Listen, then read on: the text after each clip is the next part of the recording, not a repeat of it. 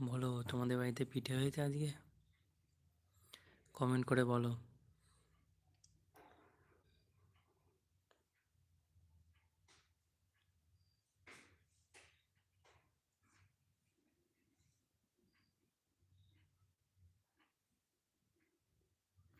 কাদের বাড়িতে আজকে পিঠে হয়েছে?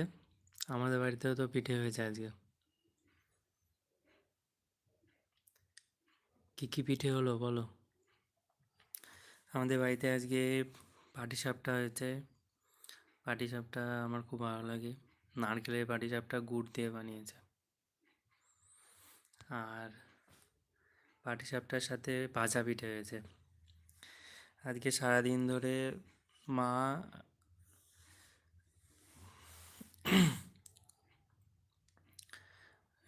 সেই দিস্তায় হচ্ছে চাল গুঁড়ো করেছে, গুঁড়ো করে আটা বানিয়েছে। বানিয়ে তারপরে হচ্ছে এত কষ্ট করে তারপরে আটা বানিয়ে সেটাতে হচ্ছে